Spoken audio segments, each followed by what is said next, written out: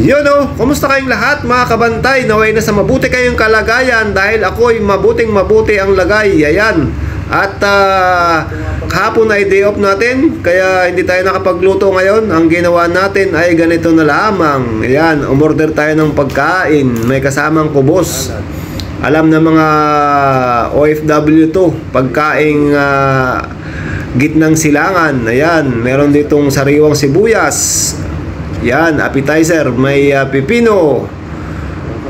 Merong, hindi ko alam yung tawag dyan.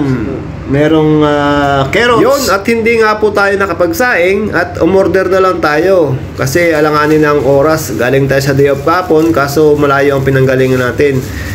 Ito nga po pala ang pagkain dito sa gitnang silangan. Yan o, kubos. Alam ng mga OFW yan dito sa gitnang silangan. Napakasarap niyan. Yan ang pagkain ng mga sinaunang tao noong araw. Wala pang bigas-bigas noon. Yung tawag dito ay kubos. Yan ay gawa sa harina. Yan. Yan, ganito lamang po ang buhay ng OFW dito sa gitnang silangan. Pag hindi nakakapagluto ay aasa tayo sa cafeteria. Yan. At napakasulit nga nitong pagkain na to.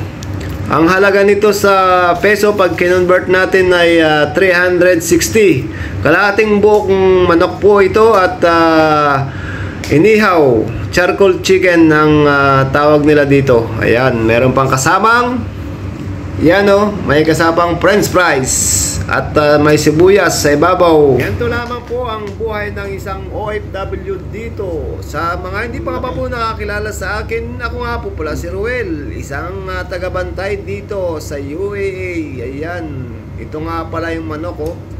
Medyo nasunog siya pero hindi naman sunog sa loob at okay na okay ang lasa. Kalating buong manok po yan. Ayan, at ating kakainin dahil hindi tayo nakapagsaing. Pero bago yan ay magpasalamat muna tayo sa ating Panginoon sa mga blessing na ating nataranggap araw-araw. Amen.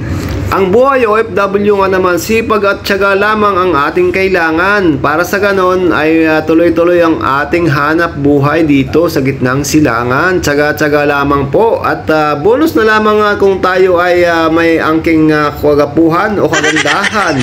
Ayun, kung meron ka nito, ay siyempre ay lagi kang panalo kahit maliit ang ating sweldo. Ayos.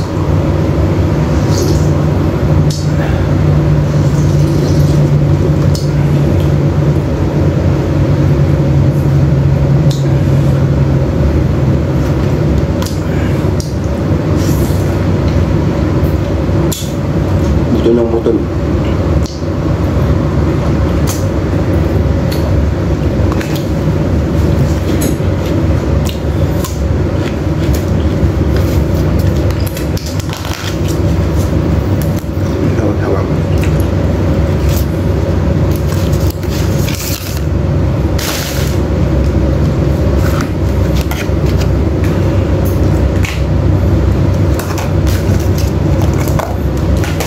Gutom tayo at galing tayo sa biyahe. Gutom. Medyo puyat pa tayo. Alauna na nakatulog kagabi.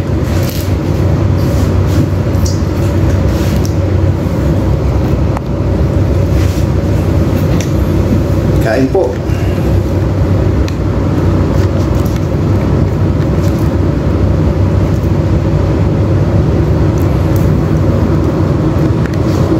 Sili.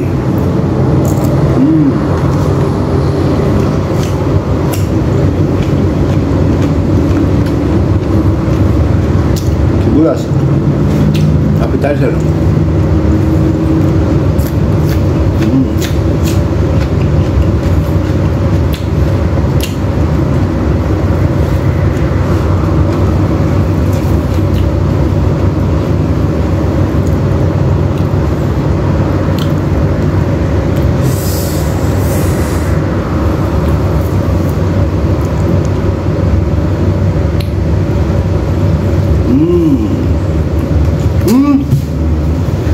Nag-vlog pa para sa hindi natin nakikita.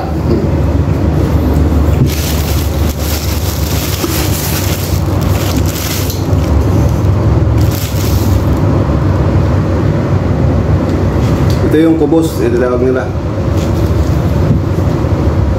napakasarap.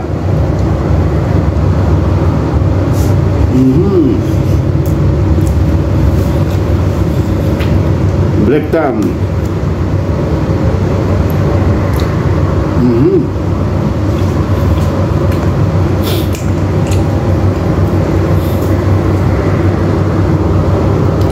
Kain po, nakakabantay. Kain tayo, kain.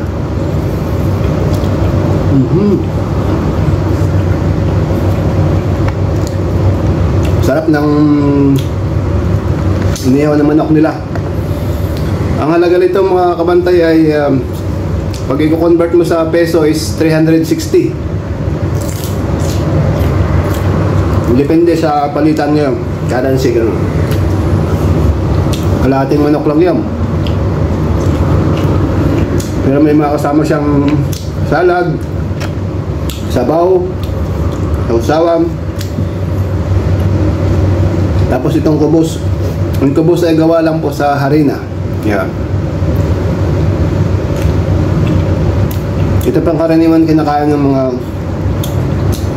ibang lahi. Mga Arabic at India, Bangladesh. Siyempre, nasaan na rin tayo. Masarap po. Pag wala tayong kanin, ito yung kinakain natin dito. Kubos.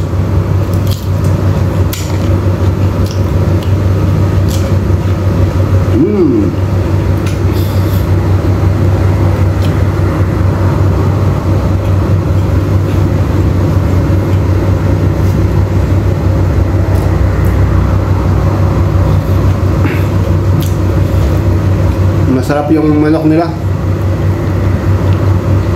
Sulit.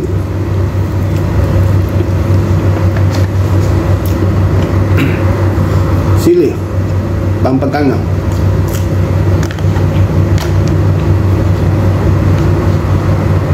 Ito.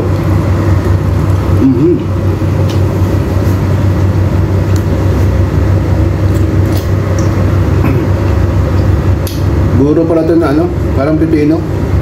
Hindi ko alam kung anong tawag ito. Gulay nila dito.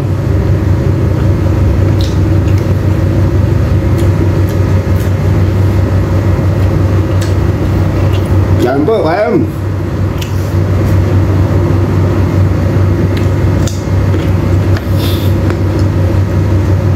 Sinsya na kayo, ginutom. Galing tayo sa biyahe. Kahapon yung day off natin, mag-anak tayo ng binyag. Mag-anak tayo ng binyag sa Abu Dhabi. Bali yung biyahe almost 3 hours from Abu Dhabi. Meron pa siyang kasamang french fries.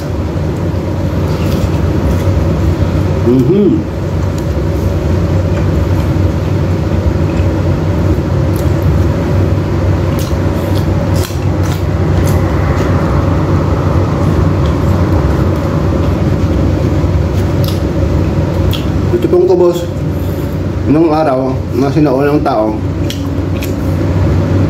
sa disyerto, sa mga Israel, mga ganyan. Ay dito sa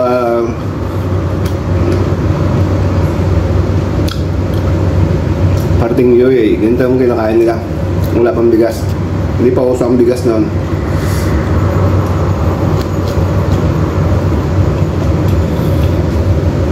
Harina lang siya, harina.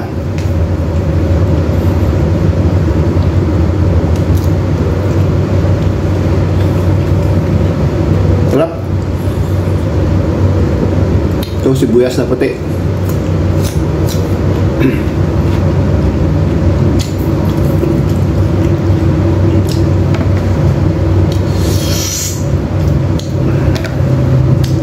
Meron siyang garlic mayo.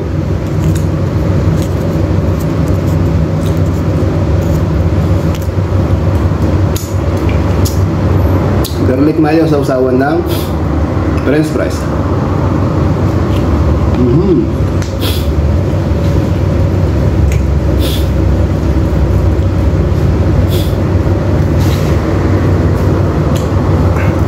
Madami pala yung kalating buong manok.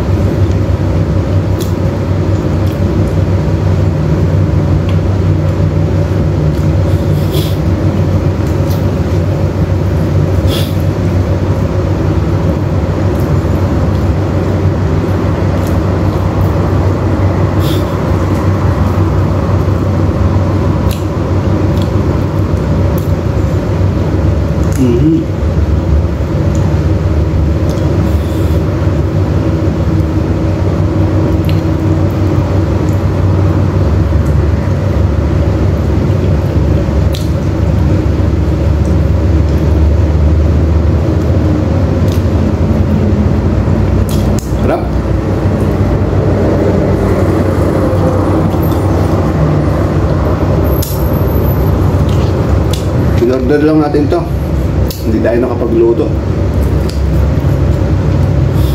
Pa-deliver. Malaki. May ating kakainin ng iba. Merienda, mga alas 2 na madaling araw. Gutom tayo.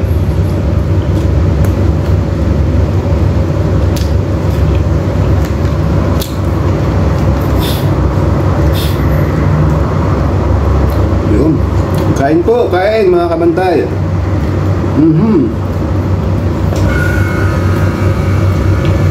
Thank you. May tira pa, mamaya natin. Pag minutom tayo. Ang dami, di natin kaya ubuhin. Thank you for watching. God bless.